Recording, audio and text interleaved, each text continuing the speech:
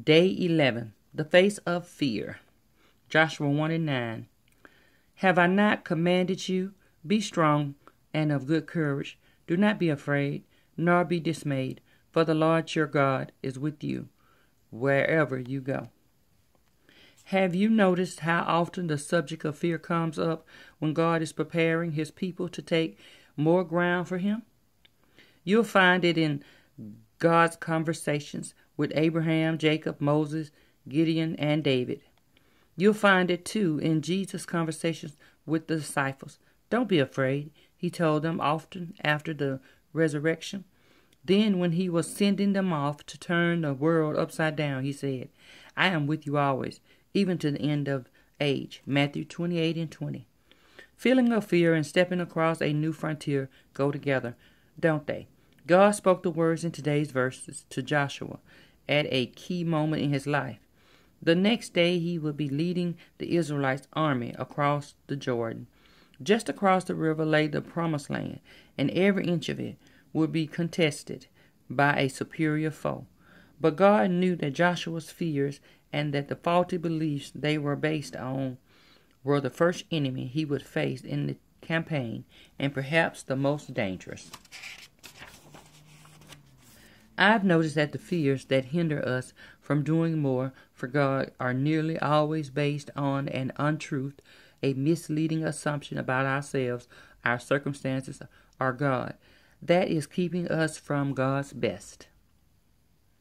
For example, I fear that many slip into is based on a string of lies. My performance depends on me. My security depends on me. My success depends on me. Even though our emotions are triggered by these lies, do we really believe them? No. In fact, we have a lot of reasons to believe otherwise. God's personal promise, his trustworthiness through the ages, and our life experience all add up to a string of undeniable truths. Where God leads me, he provides. What God requires, he empowers me to do. And it's a lot smarter to depend on God than to depend on me. Here's a common lie about fear that keeps many from moving forward for God. I wouldn't feel afraid if I were doing what God wanted me to do. So since I feel fear, God must not be in this. Couldn't this kind of fear be cutting you off from the blessings and influences you so deeply desire? Look again and you'll see the root of deception at work. You're basing your conclusions on how you feel.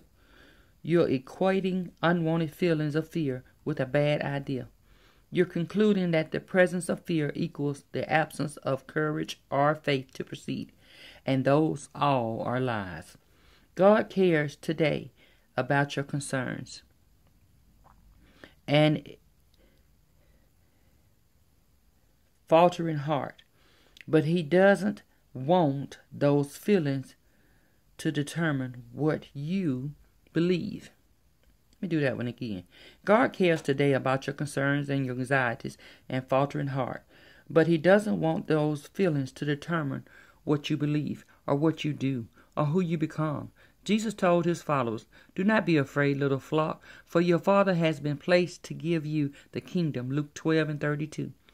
Joshua would tell you that no matter what you're feeling, the truth is what matters. You're not alone. God will fight for you.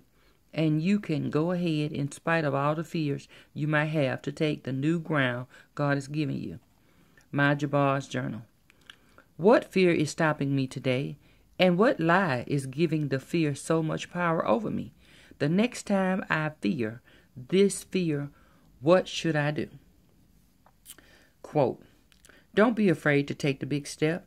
You can't cross a chasm in 2 small jumps. David Lloyd George. The next quote, for God has not given us a spirit of fear, but a power and of love and of sound mind. 2 Timothy 1:7. Do that one again.